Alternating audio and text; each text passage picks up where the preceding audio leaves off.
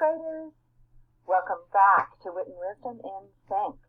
My name is Ms. Foley, and this is Module 1, Cultures and Conflict. Let's see what awaits us as we close in on the end of this module. You will need a few materials for this lesson. You'll need Assessment 31, End of Module Task. You'll need Handout 29A, which is Chief Joseph's Lincoln Hall speech. Handout 31A, which is the evidence organizer for the end of module task. And your Wit and Wisdom in Sync journal and a pen or pencil. Feel free to pause the video now if you need to retrieve any of those. So what is the essential meaning of Chief Joseph's Lincoln Hall speech? Over the last few lessons, you've been reading Chief Joseph's Lincoln Hall speech, which he delivered to members of Congress in Washington, D.C. in 1879. That was only 2 years after the surrender at Bear Paw. And in this speech, Chief Joseph speaks not just about his own ideas or his own beliefs. He actually speaks on behalf of his people, the Nez Perce, as a whole. And today you're going to explore his speech to consider what are the central messages that he wants to convey to his listeners, those people in Congress. What are the ideas and beliefs that he and his people hold so dear as their most important cultural values?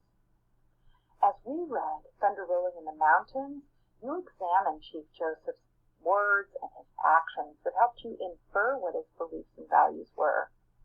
Before we revisit Chief Joseph's speech, let's recall how the author conveyed some of the most important beliefs and values through his actions in the novel Thunder Rolling in the Mountains.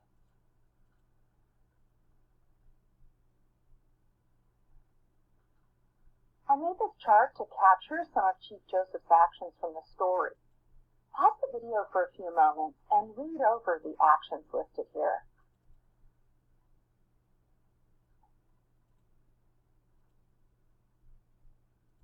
So number 1, for example, Chief Joseph does not agree with the redcoats that they should fight the bluecoats. Remember that part? When I think about Chief Joseph's action of not wanting to fight, that tells me he is not a violent man. If he doesn't think violence is the answer to the Nez Perce problem, then that shows he values peace. So I'm going to write peace in the value or belief column like this.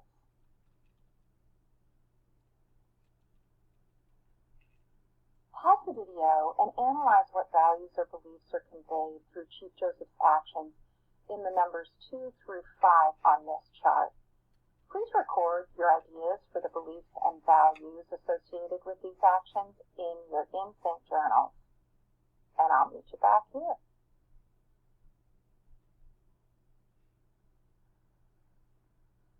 In reviewing some of Chief Joseph's actions, did you think about his strong beliefs in peace and avoiding violence at all costs, really?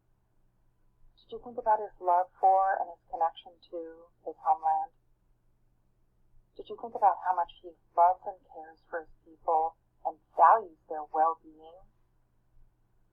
And what about the deep, deep respect that he has for his ancestors, whose bones are buried on his people's homeland? As you read Chief Joseph's speech again today, pay close attention to his choice of words and think about how they reflect his own beliefs and the values of all those who are in the Nez Perce tribe. Remember that our focusing question for this learning arc is, what important Nez Perce beliefs and values does Chief Joseph convey in his Lincoln Hall speech? In exploring this question, it helps you understand the module's broader, essential question about how cultural beliefs and values guide people. You'll express your understanding of both questions on the end of module task. You're going to write an essay about how Chief Joseph conveys 2 important Nez Perce beliefs and values in his speech. The work that you do today, which is going to be rereading Chief Joseph's speech with a focus on important beliefs and values of the Nez Perce people and gathering evidence, will help you prepare for the end of module task. Before you engage in that work, let's look at the end of module task together to get a sense of what you'll be asked to do. You'll need Assessment 31, which is the end of module task, and handout 29A for the next part of the lesson. Pause the video now to make sure you have those handy.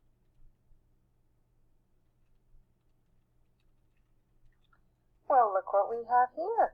We have Assessment 31, end of module task. Can you believe it? You're going to write an informative explanatory essay for which you are well prepared.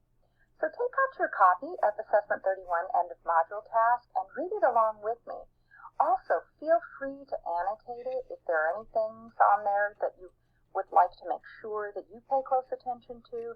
You can certainly make a note of it on your copy. So, again, what's the purpose of this task? Well, the purpose of this task will give you an opportunity to express your understanding of the essential question of Module 1.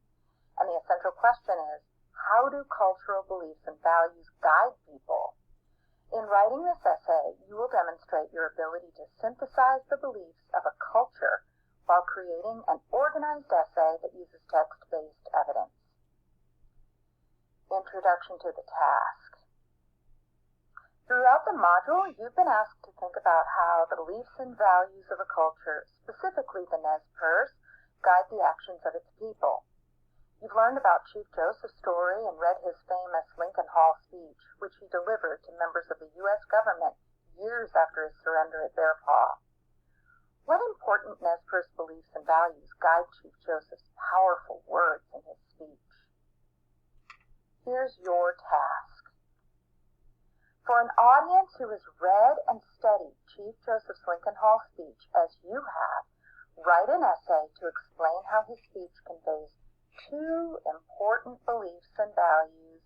And I'm going to make a note of this because we always want to keep in mind that there are two beliefs and values that we want to make sure we discuss in the essay. Two important beliefs and values of the Nez Perce people.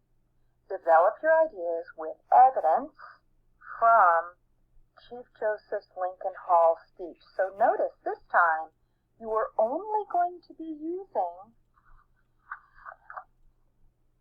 handout 29A, Chief Joseph's Lincoln Hall speech, for this evidence collection. Your essay should include, now this is the success criteria list, and I'd love for you to read along with me because these should sound very familiar to you. Ready? An introduction that provides background or context for the subject. Really remember you want to set your reader up to understand what's happening so that the reader doesn't get confused about why you're writing about the Nez Perce beliefs and values. You'll need a clear thesis that states two beliefs or values of the Nez Perce. You'll also need two supporting paragraphs. And why do you suppose you're going to need two of those? That's right. One that develops each belief or value that you've identified in your thesis, just as you did in your previous essay. In each supporting paragraph, you'll need evidence from Chief Joseph's Lincoln Hall speech that supports the identified belief or value. And guess what else? In each supporting paragraph, you'll need elaboration of the evidence. And remember, that's always important because it explains how it shows an important Nez Perce value or belief and how that value or belief guides Chief Joseph's words. You'll be using transitions within and between paragraphs, and of course, a conclusion that reinforces your thesis and reflects on its significance. Remember, this up here is the what, and this is the so what. Why is it important? And you get to make that one last point for your reader about why it's important. And as always, focus on using correct spelling, punctuation, and capitalization as you do so. This is really important to keep in mind. So take a moment to reflect on how your work throughout this entire module has set you up for success on this very task. Think about the knowledge and the skills you've built that will help you tackle this and succeed. Did you think about how much you've learned about the Nez Perce culture? Did you think about how you've learned to gather evidence and organize it, and then elaborate on it by explaining why it's important? You've even really spent a lot of time evaluating evidence to determine which evidence is the strongest. So, what kind of evidence do you think you'll need to gather as you reread the speech? That's right, you're going to be thinking about the bigger picture, so you'll need to gather evidence of Nez Perce cultural values, not just specifically the personal values of Chief Joseph, the values that are important to the entire Nez Perce culture. Ready to get started? For this check for understanding, your job is to analyze Chief Joseph's Lincoln Hall speech for evidence of Nez Perce beliefs and values. First, reread parts 1 and 2 of the speech on handout 29A. Then, underline evidence of important cultural beliefs or values. Next to that evidence, write the cultural beliefs or values represented. You can annotate right in the margins, however that works best for you. Are you ready to begin? Pause the video and complete this check for understanding now.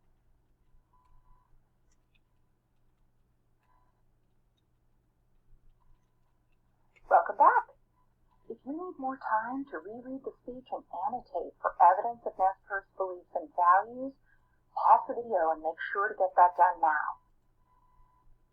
Otherwise, you are ready to gather and elaborate on evidence for the end of module task using, you guessed it, an evidence organizer, and it's going to look very familiar to you. Why don't you get that ready for the next part of the lesson? Pause now if you need to retrieve handout 31A.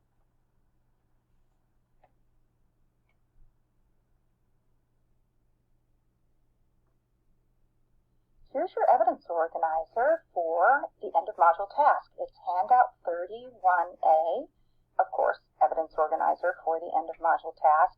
Great news. Doesn't this look familiar? Absolutely. And just as you did with the evidence organizers for your previous focusing question tasks, if you need more room than this, you can certainly copy it on a larger piece of paper.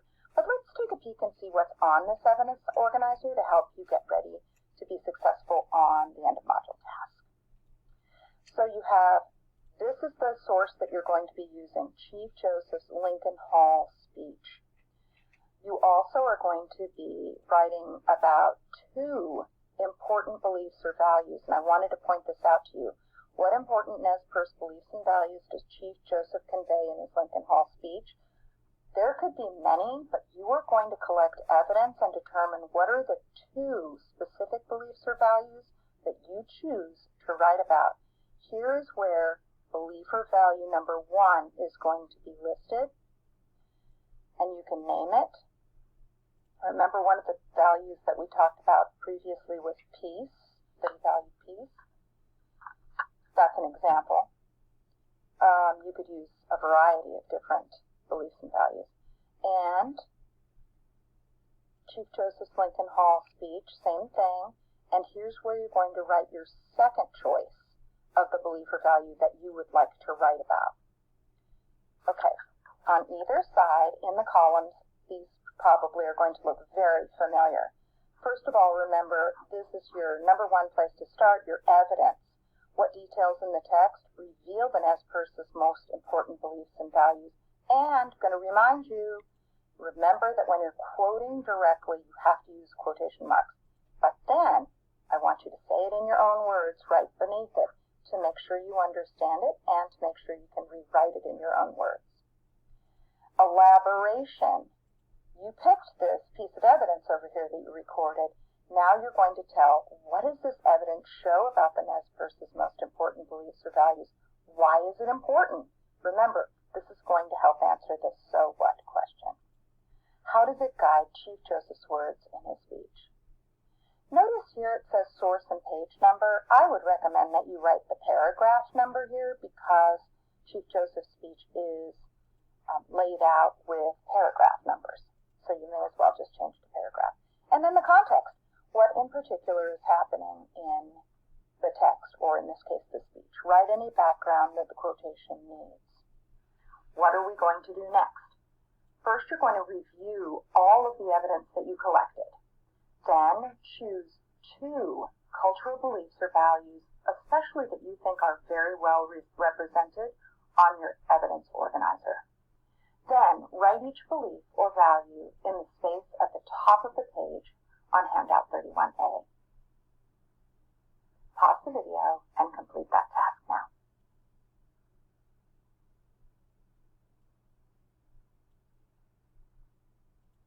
For this next check for understanding, you're going to record and elaborate on evidence on handout 31A.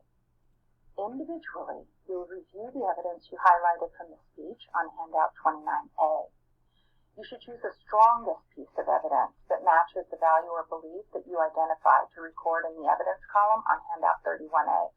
Remember, the strongest piece of evidence will be the easiest to write about. Of course, you're more than welcome to record more than one piece of evidence.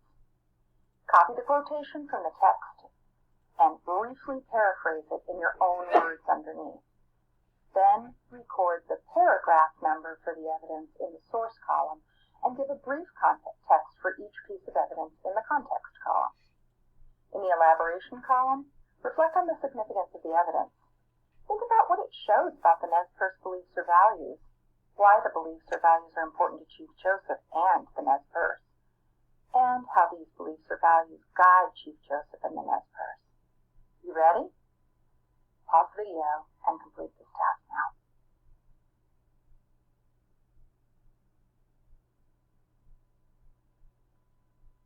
Now is the perfect time to reflect on the central messages of Chief Joseph's speech. In other words, what's he asking of the U.S. government in his speech? What does he want for his people? Pause the video and write down 3 words that you identified that capture his central message or requests from the U.S. government.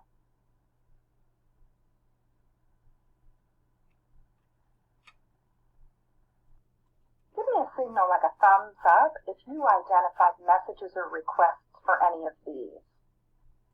Equality, justice, freedom, liberty, promises that will be kept, and a return to the homeland. How do the cultural beliefs and values you identify relate to those central messages and requests made of the U.S. government? Take a moment to think about that, and then share your ideas with a learning partner, or just say them out loud. If you were thinking, well, they're pretty much the same, you're right. There is a correlation between his central messages and requests and his people's beliefs and values.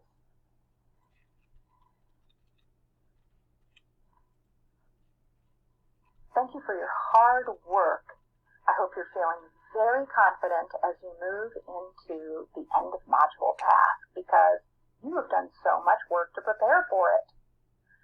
You've also done a lot of thinking about just how powerful beliefs and values are, and how they drive the decisions that people make, and also how they act.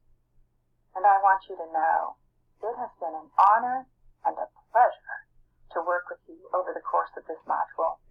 I look forward to seeing you again soon. And in the meantime, take good care of yourself and take good care of those you care about.